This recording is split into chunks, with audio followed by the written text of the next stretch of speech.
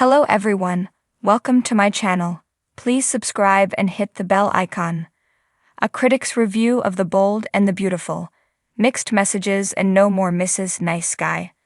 The author's opinions on B&B are hers and hers alone. Just know this. Everything's based on pure emotion, be it right or totally off. Every fan of The Bold and the Beautiful has their own opinion, and we at Soap Hub does too. For 5 days we sat and watched it all, good, bad, and in between. We always lead with optimism, but unfortunately, we don't always get what we want. So here's a review of B&B's week that was, including a Steffi and Sheila confrontation. Liam being Liam, close talkers and kissers, Hope and Thomas. And yes, more mint-popping madness with Luna, Zend, Poppy, and RJ. What I'm feeling this week was an easy choice, especially because my main focus didn't have to be the Luna. Lisa Yamada/Zend, Delon Demetz/RJ, Joshua Hoffman, of it all. I'm excited to step right on by that doozy of a story and switch back to the Steffi, Jacqueline Massinswood versus Sheila, Kimberlyn Brown, showdown we knew was coming at some point. I'm all for Steffi showing no fear when it comes to Sheila Carter. For recent reasons alone, Steffi deserves to bring the heat any second she spends confronting this psychopath. It gals me that Sheila's still walking around and playing the I'm minding my own business, so leave me alone card. She feels that's her idea of being a changed woman. She's not doing the work. She's just lying dormant, waiting for the next chance to pounce. And that's exactly what's happening. Hopefully this particular punche interaction will teach Steffi a lesson. Any playdates with Kelly, Sophia McKinley, or any kid of hers from here on out should include an NDA requiring parents to agree to prohibit any visits to Il Giardino. Again, the only restaurant in Los Angeles, and B, the beach. Because Kelly is a magnet for Sheila run-ins. Better to be safe than sorry. However, Steffi has to know that her coming at Sheila with the ferocity of 1,000 fiery suns is risky and dangerous. This dormant stick Sheila's been riding as of late, it won't stick. By the end of the week, Ms. Carter tore up Deacon's scene Canaan place as if she were Johnny Depp tearing up a hotel room. And she's back to familiar territory, lurking among palm trees outside Steffi and Finn's Tanner Novlan, Malibu residence. Welcome back, Sheila. What I'm not feeling, shockingly or not, I'm going to have to go with Mr. Liam Spencer, Scott Clifton. His every conversation with Steffi contains roughly 17 different ways of how she shouldn't be married to Finn.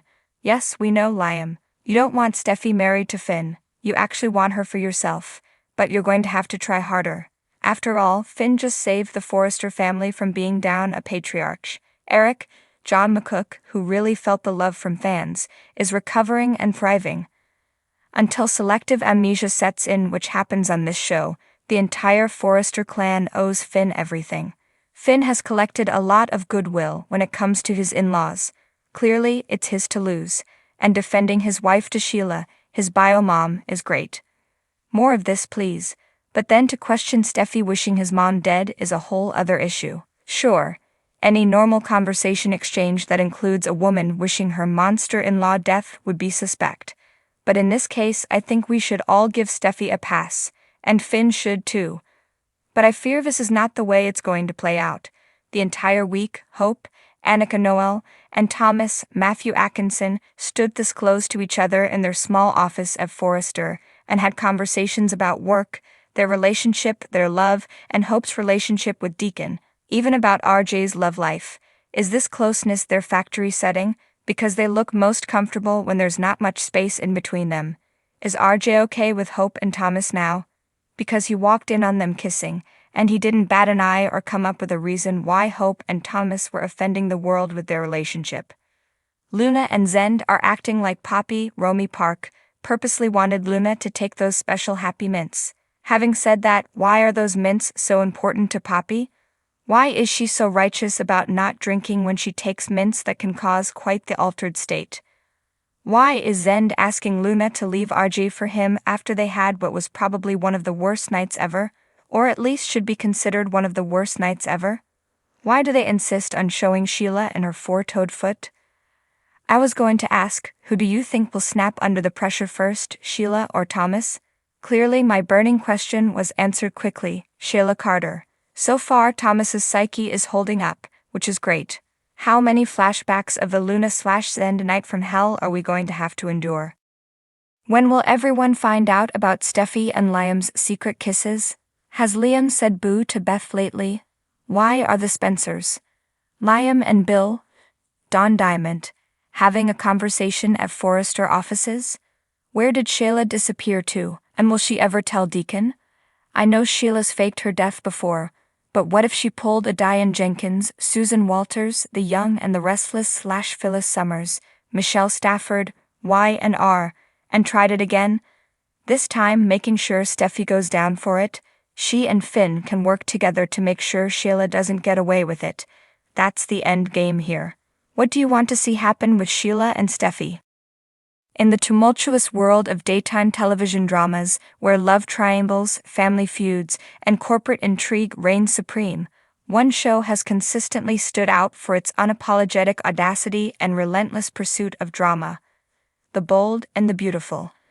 With its extravagant sets, glamorous characters, and plot twists that would make even the most seasoned soap opera aficionado gasp in disbelief, The Bold and the Beautiful has been a staple of daytime television for over 3 decades. However, as the show enters its latest season, it's clear that the producers have thrown caution to the wind, delivering a roller coaster ride of mixed messages and a departure from the once beloved nice guy trope. At the heart of The Bold and the Beautiful's latest season lies a web of complex relationships and simmering tensions that threaten to tear apart the fabric of the show's fictional universe. Gone are the days of clear-cut heroes and villains, as characters grapple with their inner demons and struggle to reconcile their desires with the harsh realities of life in the cutthroat world of high fashion. One of the most striking aspects of the latest season is the transformation of the show's once beloved heroine, Brooke Logan. Once hailed as the epitome of grace and virtue, Brooke has undergone a dramatic metamorphosis, shedding her nice guy persona in favor of a more assertive and at times ruthless demeanor. No longer content to play the role of the perennial victim, Brooke has embraced her darker impulses, leaving a trail of broken hearts and shattered dreams in her wake.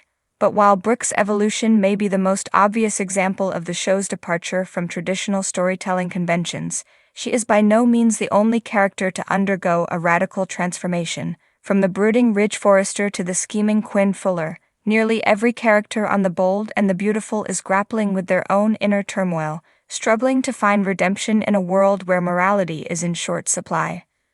Yet for all its willingness to push the boundaries of traditional soap opera storytelling, The Bold and the Beautiful is not without its flaws. At times, the show's relentless focus on melodrama can feel exhausting, with plot twists and shocking revelations coming at such a rapid pace that it's hard to keep track of who's betraying whom. Likewise, the show's tendency to rely on tired cliches and stereotypes can feel dated and out of touch with the times. And yet, for all its faults, there's something undeniably addictive about The Bold and the Beautiful. Whether it's the sizzling chemistry between its impossibly attractive cast members or the thrill of watching characters scheme and connive their way to the top, there's a reason why millions of viewers tune into the show day after day. In the end, The Bold and the Beautiful may not always deliver the most nuanced or sophisticated storytelling, but what it lacks in subtlety it more than makes up for in sheer entertainment value. As the show continues to evolve and push the boundaries of what it means to be a daytime soap opera, one thing is for certain: there's never a dull moment in the world of The Bold and the Beautiful. So grab your popcorn, settle in on the couch, and prepare to be swept away by the drama, the romance, and the unapologetic audacity of one of television's most enduring guilty pleasures.